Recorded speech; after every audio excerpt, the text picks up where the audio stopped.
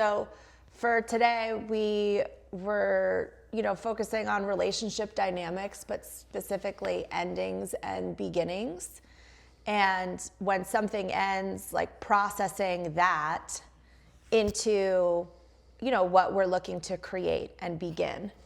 So I think there's several things here, looking at like our own individual patterning and breaking those patterns, or, trying to, identify a pattern from an old relationship and then finding yourself in the same pattern in a new relationship, or, going in a pattern. Variations of that. So I didn't even realize that my brother's whole relationship dynamic plays into this big time. I mean, I started thinking about myself and just how after being divorced for 4 years, I have still a little bit of resistance to totally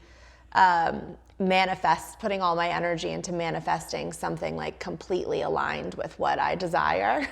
I've much more been in a pattern of like, this works over here, I'll take a little bit of this, I'll take a little bit of that, and all of it together works for me. And our patternings are a little opposite as far as... Yeah, so I feel like I've been distancing myself.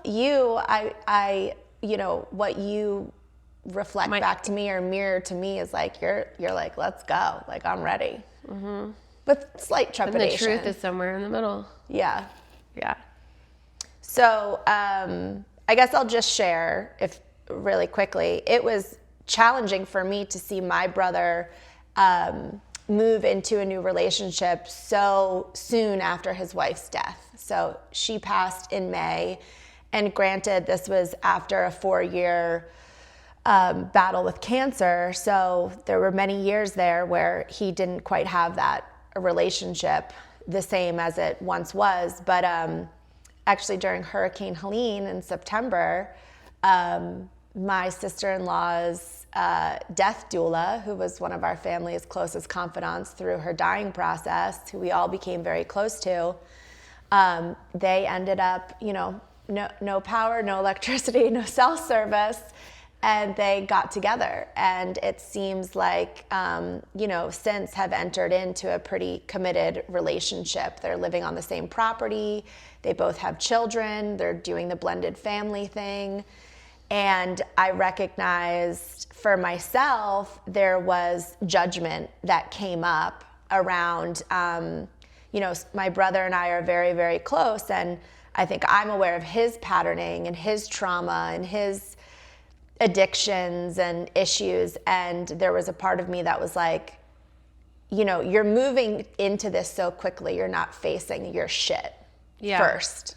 You're not facing your grief first. You're not dealing with that first. And you and I have had many conversations about that. Yeah. And it was interesting because talking to you about it, I was like, okay, well, I'm talking to someone here who dated shortly after their spouse passed. Yeah. And suddenly passed. And I think that's part of the difference for him too. It's like he knew that this was coming for over 4 years. So I also, in the same year that I lost my husband, I lost my father. Similar scenario. He was dying essentially for over 4 years. So I experienced the two very different grief processes of one that's a sudden death and what that feels like and the processing of that versus grief that you have years and years to prepare and do parts of the grieving. So I had a lot more empathy and compassion for his choice to date so soon after, because I know how much grieving he did do, but you can never just wrap up grief like as a kit and caboodle and put it away and put it on the shelf. And for him, I also think I had a scenario where right after my husband died, I had a little bit of I would call it a fling at this point with a close confidant who was in the trenches with me in the grief and in the trauma and grieving himself. And that's a very common story, I think. That's what I've heard.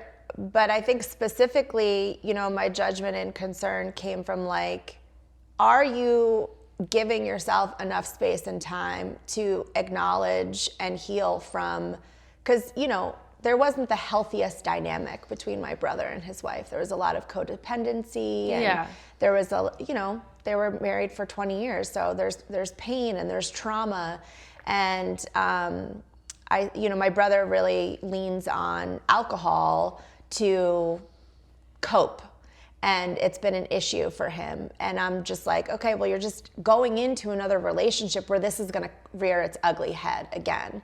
And the woman that is a confidant, who I greatly respect and care for and love, I'm like, she's a really great woman, and she's going to have to deal with this. Everyone has to deal with it at some point. Yeah. So I do think it's common that like we just take our trauma and we just go into the next thing with it if we're not. Yeah. I mean, whatever we don't heal in the first relationship dynamic, we bring into the next. Yeah. And it's when we choose a partner, it's all about just choosing what set of issues you feel like align with your set of issues, and if it's something you have space and capacity for. Yeah, and I think it's an easy trap, when we're contemplating ending a relationship. I know for me, like, I tend to focus on the other's flaws. And then so it's like, okay, well, if I'm not in a relationship with you, I don't have to deal with all of this shit.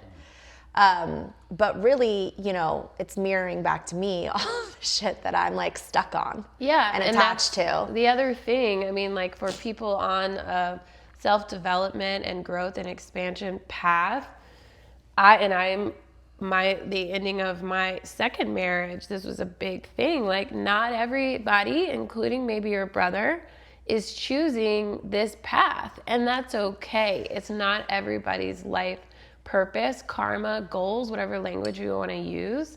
Not everyone has the same priorities that we do. And so he may not care about learning about codependency or whatever. Sure. He may not even want to call to whatever issues he had in his first marriage in that 20-something years that were there. And I'd say the majority of the population lives that way. And I think there's grace and compassion to be had for people who, the intention of their life is different. Yeah, it's interesting because I agree with that. And I also think that the quality of your life is really determined by the patterns you're going to tolerate. And so what happens for those people is they will revisit patterns, and to your point, they may not be aware of it, and they may not be consciously aware that they care. But I do think, and perhaps I'm wrong about this, that we all strive to up-level. We want our lives to look different. It's partly why we go looking for other partners, I think, because we think, and I believe very wrongly, that somehow this new partner is going to present a context and an environment that allows me to be better. And that is never the case. Well, that's what they say about falling in love with someone. You fall in love with the person you get to be with that person. Well, yeah, and I would say you fall in love with the story that you're telling about a relationship. And those stories come from the time we're little kids. Yeah. Influenced by Hollywood and fairy tales and all these things. So we fall in love with the imagined better self that we could be with this person. But that's just a story. And so I do think, though, that breaking patterns, romance is the best way to break patterns, but you don't get to break those patterns unless in the interim you actually get aware of those patterns. Right. And most people do not really want to look at them. They want to go, my struggles were related to their patterns. And by the way, when you're dating someone, I don't know about you two, but I look at that right away. If they start talking about a past relationship, I start listening to how they speak about that past relationship. Big time. And if it's all about that person and how that person was this way and that way, and not about them and what they realized, I start seeing red flags go up 100%. For me, where I basically go, okay, there's something here, there's an unawareness and I don't tolerate that. A victim way of looking at it. Totally. For sure. And I do, and I will throw this out because for me, there is a place when you become aware of a pattern. If you really want to get to the next level, you have to go, I will no longer tolerate within myself this pattern. And that means I have got to hold myself accountable to not tolerating that pattern in someone else, no matter how attractive they are or attracted I am to them. I will not tolerate that pattern. Yeah. And I feel like it's hard to spot it, you know, especially when emotions and feelings of love and like attraction are involved, because it's gonna look a little bit different. The human mind, I just experienced this recently, the capacity to rationalize their way out of the red flags or the alarming things or the nervous system response is fucking mind-blowing. I would say that you and I talked about this yesterday, but I would say what people need is they need a roadmap to understand the patterns, right? There's two paths. One path has familiar patterns, stuck emotions, things look familiar, recurrent obstacles, similar things happening. And we go in that direction because it's familiar. This is my type. I like people like this. And it quickly gets frustrating. So it's familiar and frustrating. Yeah. The other path is foreign, right? And a little bit fearful. And it looks different. I don't like the way they kind of do this. I don't know if I can tolerate that, this and that. But as you move through that, instead of recurrent obstacles and stuck emotions and repeated patterns, you see synchronicities and serendipities and opportunities to be different. I kind of like that. Like usually that would have turned into an argument, but instead it turned into a light, sort of playful thing. And I have got to get comfortable with that. I kind of like the way that they compliment me in this way, but it does feel uncomfortable. I'm not used to that. And those choice points are really hard for people to, I think, get to a point where they go, I will accept something different. We really don't want to. So I'm reflecting on my own thing, which I'm happy to share, but you know, this week specifically, you had a situation where, as a close friend from the outside, I was witnessing you say specifically, I have this pattern with this person. He's putting me down in a way that I have received this feedback before, even from childhood. It's extremely hurtful to me. I know it's not who I really am, but I do acknowledge there's truth in how I can show up in this way. Yeah. And what I was saying to you was like, who the fuck cares what he thinks of you? Mm-hmm. Like, put the rope down on your attachment to trying to get him to see you for who you truly are versus how you can show up in a pattern of conflict. Yeah, and that's my weak point in that relationship dynamic at this point, because the way our karma aligns and the energetics between us, our wounding is so similar that we're triggering one another in these deep down inner child insecurities. And all you tend to focus on are each other's flaws, and you just go back and forth, back and forth. Well, this is wrong with you. Well, this is wrong with you.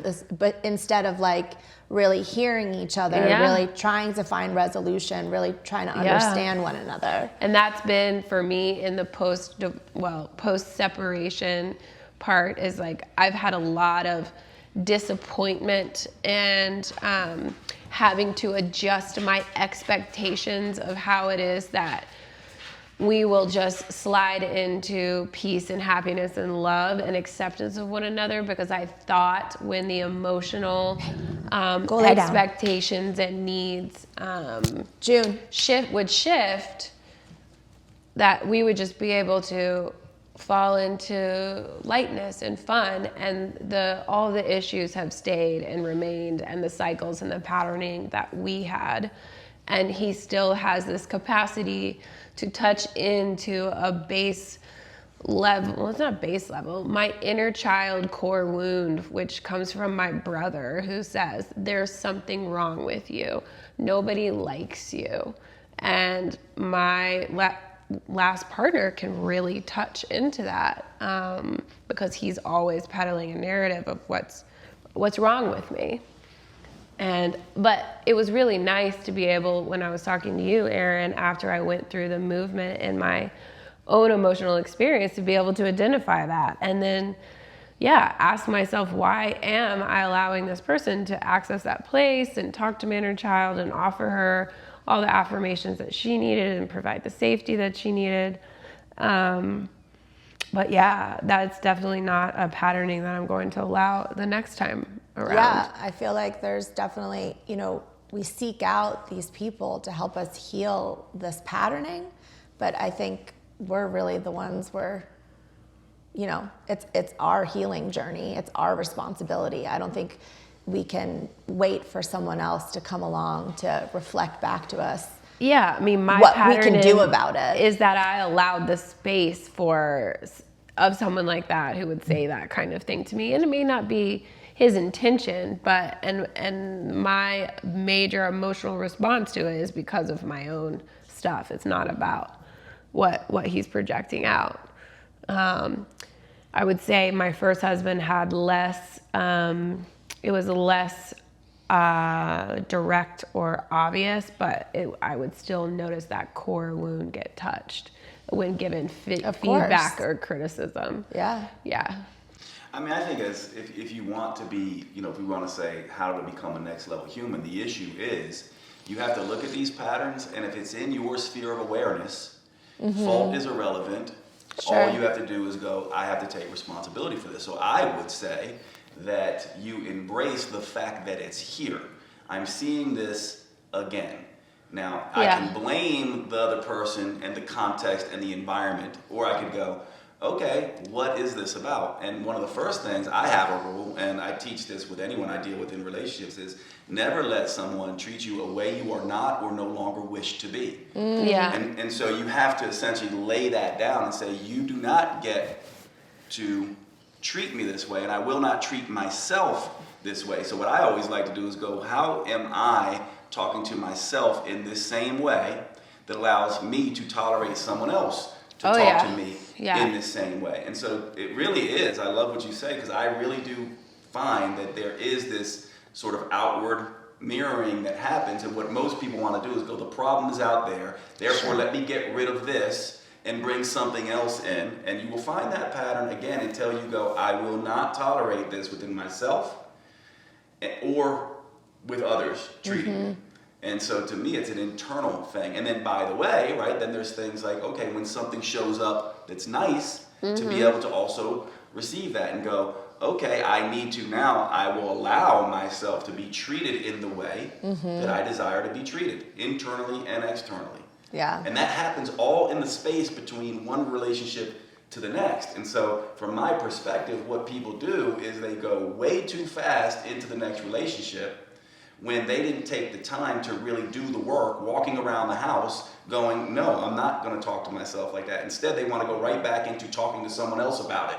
Yeah. And that's the problem. It's a huge problem because it's more comfortable to have that dialogue with someone else and be like, well, let's see how they bring this out in me. But really what should be happening is you should be dating yourself. Yeah. And we don't do that. No. Yeah, and I think it's really interesting to make the point that it's almost like that familiar energy that sometimes we're attracted to is really, or the familiar negative voice that comes out is familiar because it sounds like our own inner critic. Yeah. In fact, I would say it is, but let me tell you, see what you two think about this, because this is the part that I think no one really wants to talk about. We are these things oftentimes, right? Like we actually are the asshole, or we are the impatient person, or we are the inconsiderate person, or we actually are those things. And I would say to the degree to which it resonates is the degree to which that is you, and the degree to which you want it to change. 100%. And that's okay. Because it wouldn't bother you at all if it wasn't an issue that you recognize. So when you have a big emotional response to something, it's because it's hitting something in most likely your inner critic, which probably has some level of truth. Yes, and the right relationship, I think the next right relationship or friendship is to mirror what you would want to do with yourself. That when you hear that inner critic come in, you essentially go, wait a second, you're pretty wonderful. Yeah, you're only human. You have some of these flaws. These are issues, but you're pretty badass, and you can fix this if you want. Like, that's what a good partner does. Yeah. It's like, hey, just because you did this, babe, like, honestly, you're normal. Like, lots of people do this. And the fact that you're aware of it's amazing. And I'm going to help you get better. We can work through this together. I'm going to help you not be that way, if that's what you actually want. Right. Yeah. And I think that's great, a great thing to have in a friendship, too. And I know that's how all of us are in our friendships together. And what a beautiful thing to have.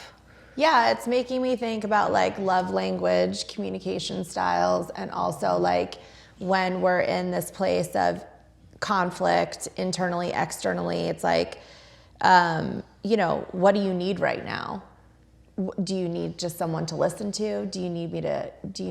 Would you like me to offer my perspective? Do you need advice? Do you want to hear that? Or do you just like need to vent? Yeah.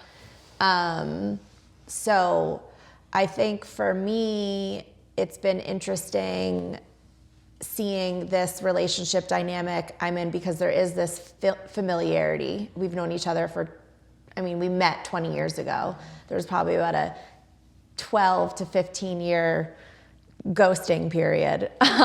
No contact. No contact. And then getting reacquainted, and both having had life experience, both being involved in recovery programs, like a much, you know, more mature sense of self and emotional maturity, reconnecting. But those core inner wounds that I think initially brought us together as teenagers are still there, right? We're just at a different place with them and have more awareness. And my experience, like for me, I'm impatient, I'm quick to anger, I'm very reactionary, I'm an Aries, I'm like a fire sign. So if I have this fire and someone comes at me with fire, that fire just grows. I mean, that happens in all of my relationship dynamics. Like, if you want to match me, I'm going to fucking match you.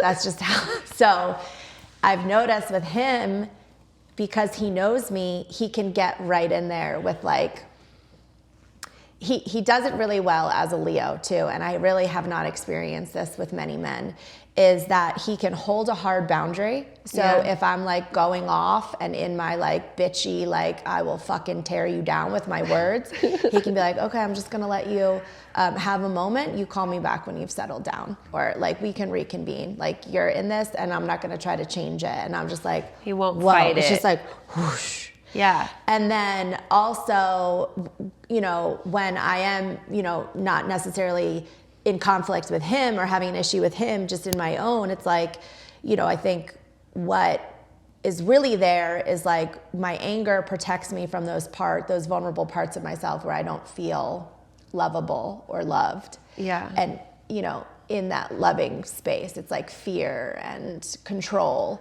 And so he's definitely a fixer. So, and I am sensitive to that because my mom's a fixer too. I'm like, I don't want you to give me advice. I don't want you to give me a solution. I just want empathy right now. And I need words of affirmation, which is just like, you're an amazing person. You're a great mother. Look at the life that you've created for yourself. And it just also like brings me right back down. And, yeah, there aren't very many people who do that for me. Yeah, have the capacity to communicate about that, and the awareness and the emotional intelligence to show up that way and not be reactive and defensive and combative. Yeah, and so that's where this familiarity comes into play. And then I think in my experience with like dating in recent years after my divorce, I've definitely had men who are like really interested, and I'm like, you're a complete stranger. Yeah. And it's real. And I even remember feeling that way with like dating my husband. Like, wow, 2 weeks ago, you were a total stranger off the street. Yeah. And here you are in my bed. Yeah. And, you know, we're getting to know each other and I meet your family. But like that initial, it's just like when men show too much interest almost, I'm like, don't you want to get to know me a little bit more? Like I'm a whole package and I'm like very upfront with be the human that I am, you know, but it's like, all right, is it because you like what you see or you like what you hear? Like, I want to get to know you before I can feel any level of intimacy. If I could say something here and just get your reaction to this, because I get a lot of pushback with women on this, but and it is a gross generalization, but I would say it's mostly true. This is what I think most women do, especially as they begin to mature. They go, I want to know you. Yeah. And understand you, and I want you to know me and understand me. Mm-hmm. Then we can get intimate, sleep together, like physically. Yeah. Men are not coming at it from that point of view. What men are doing is they're going, I want to get physical with you so that I can determine whether I want to get to know you.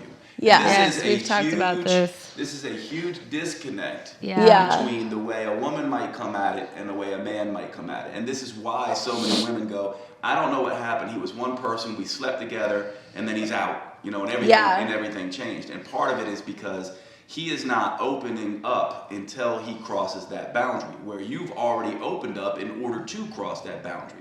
And that's a big deal in heterosexual relationships. I think no one really wants to talk about. Yeah, and I think for me as a woman, I have some patterning and trauma around that, feeling like that when a man responds to me in that way immediately, it's like, okay, well, is he interested in who I am and what's really going on in my heart center and what I bring to the table? Or is he interested in the surface level appearance or the social, check boxes that I have, not about who I am deep inside in my heart, not in my vulva, not about who I really am. And I really am wanting to feel like I'm fully seen. So let me ask you this question then. Like, when is it that you feel fully seen? Like, in getting to know someone, or like, with men? Like, what? Yeah. I think that there's some things in a recent dating experience that I had, which was like, there are comments that I can hear men make, even when it's like a sexual exchange and it's flirty, that give me evidence that their desire for me or excitement around me isn't necessarily about who I am, and it's more around like having me on their arm out in public and sort of the external validation. And so... That's so interesting. Yeah, so I'm curious what the opposite of that is. Like, for me, what's coming up is like, there's got to be some familiarity. Like, I got to hear in your words and your experience that there's something familiar there. Yeah, like you're that reflecting back to me how you see me, not just physically, in my heart. You're seeing my power and my light, whatever the language is, that is, like my soul fire. And I want to hear about that from him, and that's how I feel seen. And if it's just about, and there could be scenarios where it's not really about what I am to him, it's more about what I'm offering him, the container or the space that I'm holding. And that doesn't work for me. I want to feel valued and seen. Mm-hmm. Yeah. And I do think there's a way to vet that. Like, I would say for a woman, men are programmed to give you physical compliments because culturally that's what we do. So they'll say, oh my God, you look so good, or you're so beautiful, or you're so hot. But I oftentimes tell my niece and other women that are friends of mine, I'm like, what you should do is ask him what he means by that. Just follow up and be like, oh, I love that you think I'm beautiful. What does that mean to you? And if it all comes back physical, that is a thing where it's like, well, there's, and you could just drop breadcrumbs. Doesn't mean you have to end it right there, but you could be like, there's more to me than just, my tits, my ass, my face, my eyes, right? And I totally do say that. Yeah. Yeah. Yeah, I grew up with a mother, when people would compliment me on my looks, she would say, and she's smart and she's funny too. Yeah. Which I love, and I try to do with my daughter. And I think by the time I say something like that to a man, I'm probably already turned off enough that I'm done.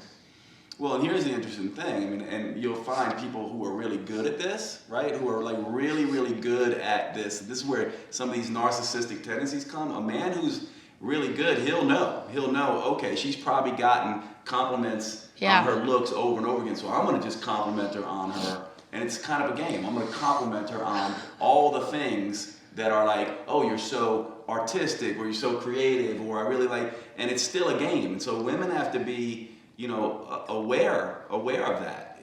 It's very important. Yeah, but I also find, just in general in the dating, it really isn't that fucking hard. Even if you have enough of a brain to manipulate a woman to get what you want and learn what to do and say that women really want to hear, God, it's not that hard.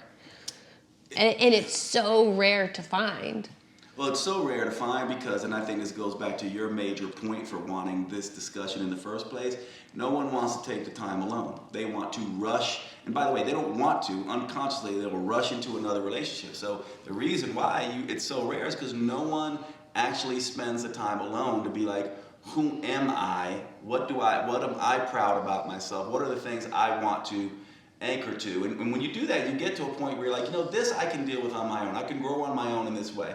And what you'll find is that there are other places you cannot possibly grow past without partnership. Yeah. And the alone time is critical for that. But because we're self-soothers, like as adults, if a kid is going to bite his nails, suck his thumb, rock himself to sleep, but an adult's going to be like, I'm going to do alcohol, drugs, sex, and this is why these seekers, I certainly look at that. You and I have talked about this. I look at this when I'm dating a woman to be like, is she a soother and a seeker? Mm-hmm. Like, is she like looking to like, let me jump back in bed with someone. Let me just jump back into a relationship with someone. Because all of that to me goes, you're bypassing. You can have all the language, but you're bypassing what really needs to be done. Yeah. Absolutely. So if we want to, I think one of the things I'm thinking that we've talked about recently is post-divorce, post-relationship. Yeah. When you are someone, I think that we are all kind of in this space right now where it's like, okay, I can stand on my own. I'm doing my work. But like, when does it become like non-appealing? Or how long being being single for how long is too long? Yeah, like there's this huge thing for me. I'm like, do I ever really want to share my home with a man again? Do I ever want to share my master bedroom 7 days a week with another man? Like, I have 2 closets. Let's get surface level here. And I have this beautiful home, and I think, okay, it's a 2-partner closet, and I have all my stuff in there, and I think about, okay, what level of a man would I be willing to clear out a small section and drawer for? But see, to me, this is where you need to get to. Yeah. I actually think this is when you get to that point where you're like, wait a second, I got a good thing. I'm actually good. Yeah. And now I'm actually really thinking, do I want someone to fit, and what type of person would fit? And then your expectations are, yeah. When will I, like, what sacrifices in my comforts, in my little queendom that I've created, am I willing to make to fit that person in? 100%. And I also feel like on a spiritual level, right? It's like, in an evolution, can we safeguard ourselves so much from what is uncomfortable, from what is triggering, that we're actually like, I'm gonna just keep you over there because I'm good in my little bubble. I got control. That's it. I feel balanced. Everything's kind of going my way over here. I'll invite you in when I want to. And like, the aspect of loneliness. Yeah. I think I shared in my, recovery meeting, just being around an elderly gentleman who had shared, he was in recovery for many, many years. He lived alone, and he was like, I've done such a good job at recovering and healing that I have no one around me anymore who offers those triggers. That's the thing for me. I get all, who rubs me the wrong way, but I'm alone a lot and I'm lonely. And that just kind of broke my heart. That's the thing. Like, when you go into it from the perspective of, we all have aging parents and deathbed and what it's going to look like when you really do need help and assistance and another set of eyes and someone to help you as you lose mobility. Yeah, we both went through like physical things where we were like, couldn't move. And it literally took me an hour to crawl from my bed to my toilet, and I almost shit myself. And I was here alone, and it was 5 o'clock in the morning, and no one was awake. And it makes you think, like, holy shit, I'm not even 75, 85, 90. And I'm, 37 years old, and I don't want to look back on my deathbed and be in that circumstance. Mm. And so, that begs the question of, it brings to me the other thing, which is like, when is knowing so much and protecting ourselves so much too much? When are we too aware? And when are we too comfortable alone? And I think that's almost a privileged thing to say because we have our health right now. Mm-hmm. I think the answer again comes from, to me, if you want to call it universe or source consciousness or whatever, is talking to you all the time. Yeah. And so when you are in repeated patterns, recurrent obstacles, stuck emotions, that's not a good thing.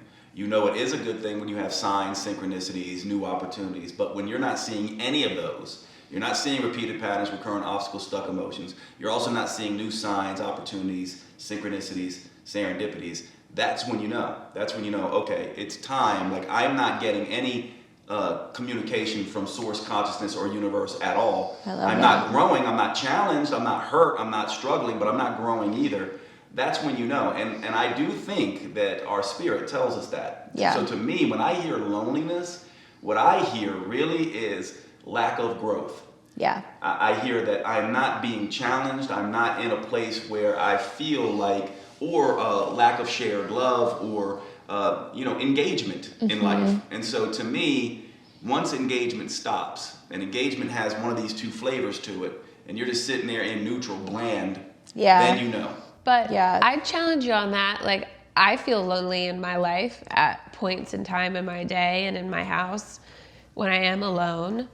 And I live a very fulfilled social life. And I'm also rapidly growing, almost compulsively. You're not gonna like my answer for this with you, because I know you as we're close friends. To me, your issue is a different flavor. Your issue is you are a striver, and you've learned to be a striver. Just you can tell me to fuck off at any time here, but you've learned to be a striver. Totally. And striving to you feels alive. And so once you stop striving, which is a stress response, not a recovery response, it feels weird to you. And so to me, that's not the same thing. What you've learned is to strive, go, go, go. Yeah. And I guess I would look at it, here's what I mean by striving. If we're all on the plains of Africa and we see a lion, right, we're going to be fight or flight mode, we're going to want to run away. But if the lion leaves and we're still on the plains of Africa, we're going to be hypervigilant, looking all over the place. And that's what hypervigilant strivers are doing. They stay stuck in stress mode because there's something internally, usually from the time they're a kid or a teenager, that needs to feel like I am doing something to feel worthy. So they seek, they soothe, they strive. That's very different than what I was talking about, where there's no flavor to anything. Very much so. Yeah. And I think, but you're a striver too. 100%. Yeah. Yeah, it's a big deal for both of us. We see that in each other. And you don't describe yourself as lonely either, but you're also a striver. 100% a striver. And I know that that's my self-soothing mechanism. I will strive to keep myself busy, to keep myself away from myself. Yeah, so in those moments when that higher self is coming in, I mean, those moments of like vulnerability, is there any like sense of loneliness or like what's next for me, or like I really desire something that I don't have in my life? I don't perceive it that way, but I'll tell you what it is, and I don't know what this is, but for me it's been fear. It's like I don't feel. It's like I skip over loneliness and just go right to fear, and the fear has lately been something I actually can't put my finger on. Yeah. I think it stems from the fact that, my parents have had some health issues and stuff like that. Right. And by the way, I think this speaks to romantic stuff. So Absolutely. The fear is I'm good because everything's all good. Yeah. Right. And then as soon as everything's not all good, I'm terrified that all of a sudden I'm going to become the person that is not good, not okay, just not having it together. Right. So my identity is stuck. Like, dude, you're good. You're always solid. You've got it put together. And then in the back of my mind, I know, you've got it put together because you've got this support system that has always been there. And when that goes away, am I going to lose my shit? And that scares me. Yeah. Who am I going to be? How am I going to show up? And that's when, like, it's interesting, like because I find in recovery, like I have all of these tools and these mottos and these, that are there, but we forget. And sometimes we have to like go back down to, a little bit lower, not necessarily the bottom, and then be reminded of like, oh, that's right, I can reach for this. I have this. Yeah. I've cultivated that within myself. And I think, I don't know what that like friction, almost like this loneliness that comes up for you. It's almost like a reminder in a sense of like, you've got to feel the low side of things sometimes, you know, especially as a striver. And I see you like step into action hardcore. Yeah. But it's like, that's I don't know, it's just like the yin and the yang. It's like there has to be a balance of both. And I think not only can it be a motivator, but there's just a softer existence and experience there that I think has a lot of insight. The lessons are in the loneliness is a quote that I really like that's where the real lessons lie. Yeah, absolutely. And I think that's like where source consciousness comes in, because it's not about doing, you know, we're so valued on our output. Productivity. But it's like who we are at our core. How can you be in these moments of fear, of not knowing? How can you just exist and be and feel within yourself, which is different than what are you doing about it? Yes, and how can a partner actually bring you to that place? Like, I think what we're really looking for in partners is parents that we never had. Oh yeah, for sure. And then I heard, definitely. It's almost as if, you know, can you parent me? Like, I find myself with women where I go, is this a nurturing and nourishing woman? Right. Or is this a woman who's, you know, I don't know, like a judgmental and driving woman? Like, you got to do it this way, or is she going to be someone who's like, you know, I got you, baby. You can do this. Like, and I hear a lot of men talk about this, and what I do, and they don't use that terminology, but I go, oh, you are looking for, and this is going to trigger a lot of women. You're looking for a mom, right? But in order for you to sort of have that, you also need to step into being your own father, in a sense. Yeah. And so to me, I look at it like, you know, it's like nurturing and nourishing. We want that from our romantic partners. We forget that, in a sense, and I know it's icky for some people, but think about it. If you get sick, who takes care of you? Your romantic partner. If your car breaks down, who takes care of you? Your romantic partner. All roles that your parents used to play. Right. So I actually think when we're evaluating new partners, what we're really evaluating is, can they parent me?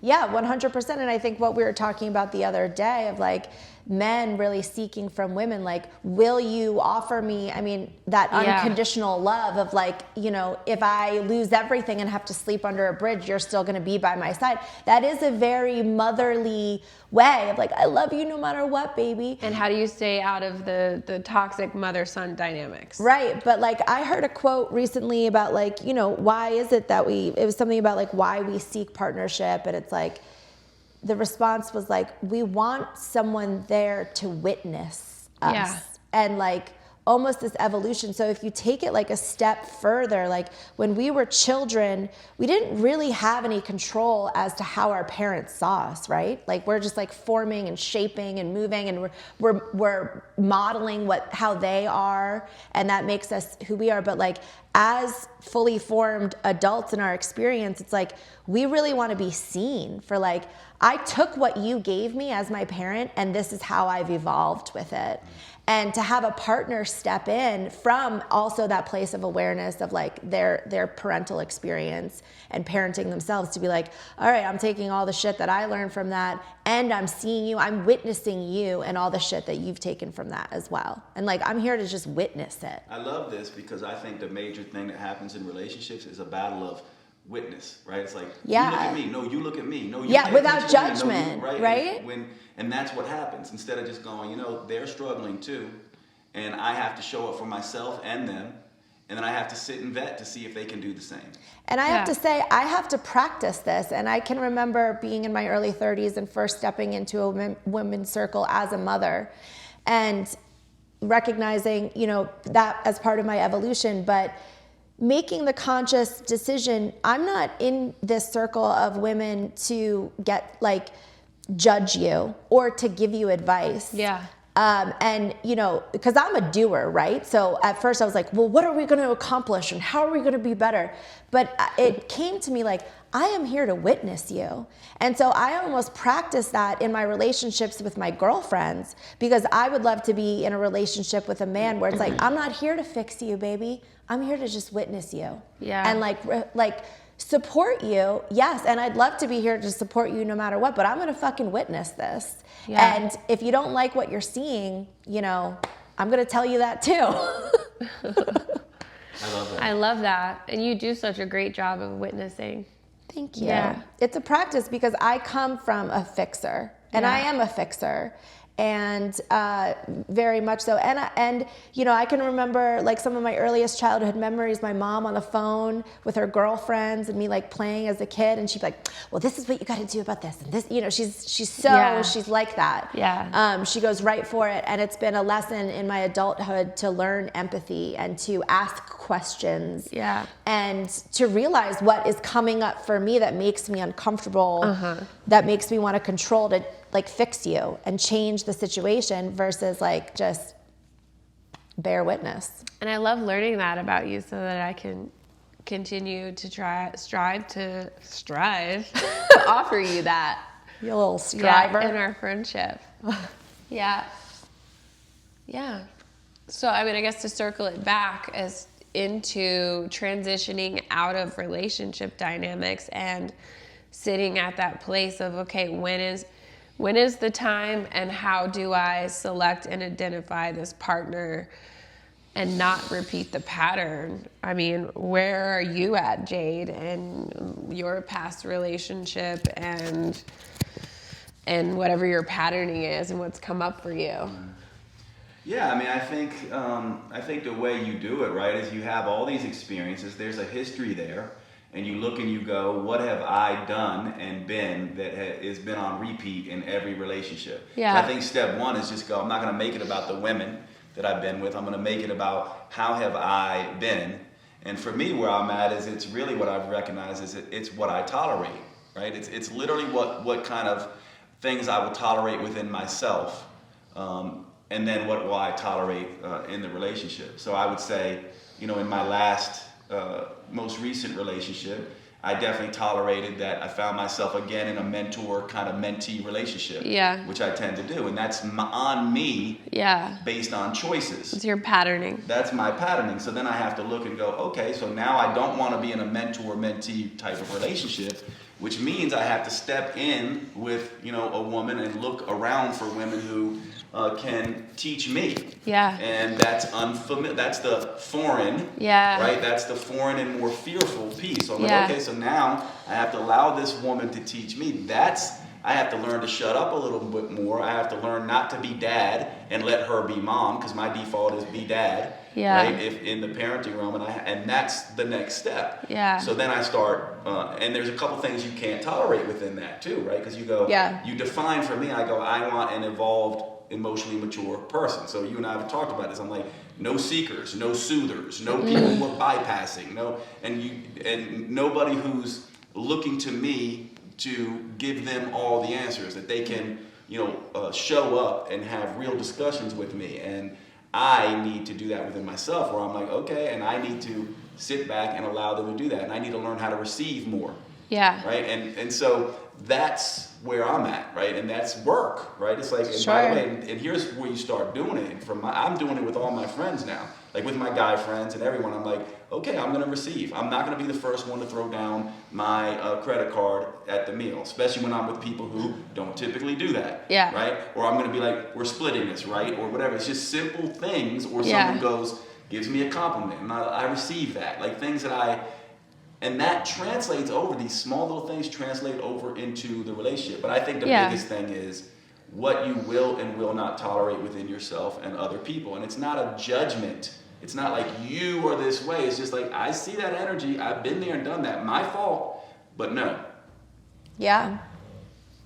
I think listening to you, what comes up for me is like this sense of safety, right? Like this level of comfort, this comfort zone that you have. And then also, I think, relating it back to like your experience with your parents just aging and having health issues, because that's like a huge shift and of safety. Yeah, and think about it like this. I mean, I look at it like this. No one wants a project. They want a partner. My parents are going to be my project. I would rather a partner that comes along and goes, hey, you know what? I've got space for that project that you're doing. I got some space for you there. And I want to step into a relationship where I go, that project that you're working on, I don't want to be your project. I want to help you with that project. Right? Yeah, but also that she can hold you down while you're going through this experience. 100%. Yeah. She can actually make the space where it's not like, okay, so now I've got, and I've heard you two talk about this, now I've got essentially a child, right? Like, so I've got, I hear a lot of mothers talk about this. Well, I have my real child, and then I'm also constantly parenting. The trick here is constantly. I'm constantly also parenting my husband, right? Now, I'll parent you, because that's what part of my thing is that we do, but I need you to parent me as well. And I think that's another thing that I'm just like, I'm not interested in a continuous project. Yeah.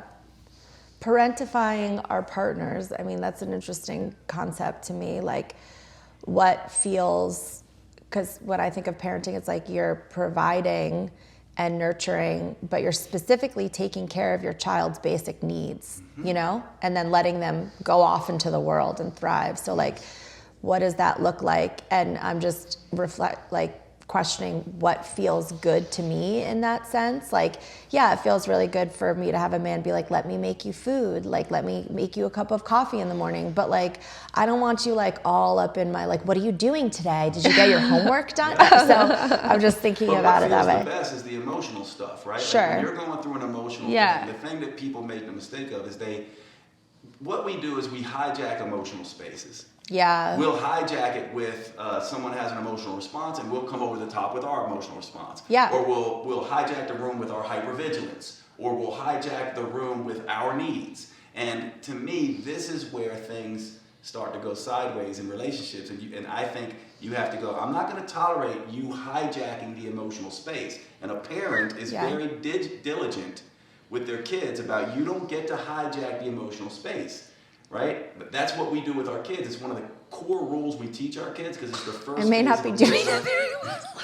Well, it's the first rule of emotional intelligence, right? It's My like 2-year-old this idea isn't of there emotional yet. regulation and emotional appropriateness. And it does take from 2 to 6 to kind of like really get that nail. But when you have to do that with your partner, and teach them, hey, you don't get to constantly hijack the emotional space through your neediness and your hypervigilance and your, moods and all of that. Like when you that's have a a tough partner who one. does that, Yeah. you don't, like, to me, I'm like, no one wants that project. Well, it's a tough one. I feel like specifically with women, and this is a major trigger. Yeah, and I feel like I have observed in some female friendships where I'm like, is there room for both of us to be having our own experience? I would really like that. And we can identify those women from a friendship scenario that Jade is talking about, and definitely has some sort of trigger around like women who and men in general, which we talked about yesterday, who hijack the space. Did I do that? I see it with men all the time. I do not think this is a female thing. It just shows up different. Men do this all the time. This pouty, kind of, withdrawn, avoid. That's hijacking the room where you go, you have a complaint and they either come over the top and be like, that's not real, or they do this withdrawn. This is what men do. They want to be like pulled up, like, honey, what's wrong? Oh my God. Oh my this God. Is a big one. Too I'm like seeing it all over. But also, and I know women are not going to like this and don't like it when I say it, and Kelly doesn't like it when I say it, but I will just come out and say, from my perspective, women in the Western world have been given license to hijack the emotional space far too often. I don't agree. They're very good with emotional integrity and emotional vulnerability. They're not very good with emotional regulation and appropriateness in general. And I know the two of you are going to be like, and a lot of women are going to be that way, but that is my experience talking to men. When we get in our circles and we talk, we go, how is it that every time we have an emotional response, it ends up being their emotional response? Which is basically just a projection. Sure. And it goes both ways. That projection goes both ways. Because their thing is around, not feeling safe to share in their emotional experience based off of how society has cultured them. And that's the point, the ultimate point that I'm trying to make is two people trying to hijack the room with their emotions. And when two people are doing that, it's emotional chaos. And you know what that feels like. Yeah. Oh, yeah. Yeah, I think the biggest thing for me that also is coming up as we're talking about this in relation to motherhood, going back there a little bit, is I can't tell you how much in my journey as a human, in my development, my growth, I have been propelled to the next level through becoming a mother. It's almost loving my son and mothering my son and caring for him has taught me how to love my inner child, because I never had the example that, I was never loved in the way I desired to be loved as a child, and soothed and nurtured. And so it's taught me how to talk to my own inner child in a way that I never had the language for before. That's one of the most beautiful things I've heard you say. Like, I've said that to you before. I think that right there in relationship, that number one, that this idea of needing space between romantic partnerships, the realization that you need to come to is exactly this. It's like, I have got to learn to father or mother or show up for my inner child. When I can do that and I'm familiar with him or her, then when I have a relationship, I can introduce that person, when appropriate, to my inner child. Yeah. And then that begins the process of a really beautiful thing, because true intimacy to me is meeting that inner child and the mess of her and being like, okay, like, let me get to know her, not just the beautiful, physical specimen. Let me know that emotional thing. That's where true intimacy, that's what I think as we mature, that's what I want. I don't, to me, that's more important than the sexual intimacy. Yeah. Because that to me gets depth in the sexual intimacy. 100%. Really know someone's stuff. Yeah. Yeah, being able to identify when your partner is in their little boy or girl and helping them move through it. Holding space, because that is like the most vulnerable and the most tender place that we go to as humans. But how many people do we know when you're dating and you see that these are foreign concepts, and no judgment. It's just that because we're such an entertainment-based, striving, soothing, struggling, it's like no one is really understanding and learning that this is the conversation they should be having with themselves. Yeah, absolutely. Well, and I think I was just having this conversation with someone yesterday. Like, we live in this little bubble here in Asheville, North Carolina, where there are a lot more, we would like to think, people with this line of thought, but it is still quite rare. But I'm still holding out hope that there's someone out there for me.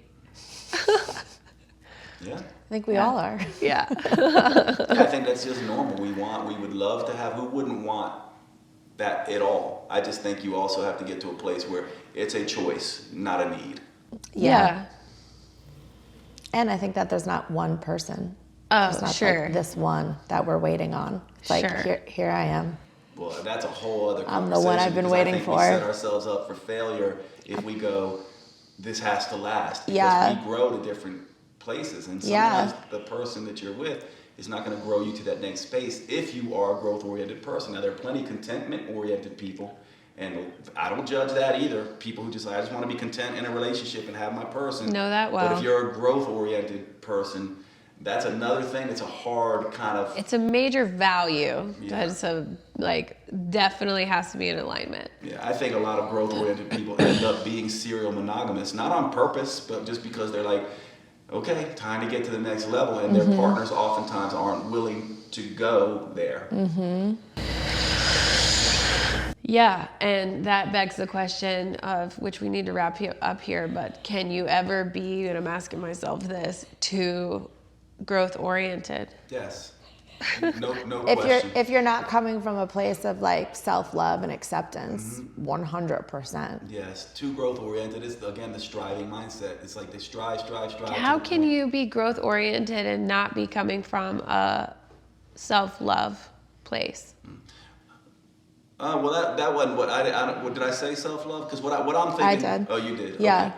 I'm thinking of it more like this. If we go back to the African savannah, it's more like this. You can strive, but you got to get yourself in a house to rest, recover, relax. Your romantic partner actually should help you recognize when that's the case, and help you do that so that you can go back out and strive again. Strivers aren't that effective, actually. We talk about this a lot. We've had that seasonal conversation. But to me, it's like planning is far worse of a strategy than just practice. Right? And so to me, in between practices, you need rest. Yeah. So anyway, I'll shut up. Yeah, and I think the truth is somewhere in the middle. But as a recovering striver and hypervigilant, I've found a lot of space, and I'm scheduling downtime and rest time, and I also operate seasonally. Yeah, fall and winter are rest and relax time and recuperation, and then spring and summer are striving, making, doing. And I would make the argument that as a collective of humans, we really are designed to operate on a seasonal basis. I agree. But that's a whole other topic. Yeah. And I like this emotional hijacking topic too for another time. Well, thank you, you guys. This was lovely. Yeah. Good job, team. Good job, Yay, team. team. Yay, team.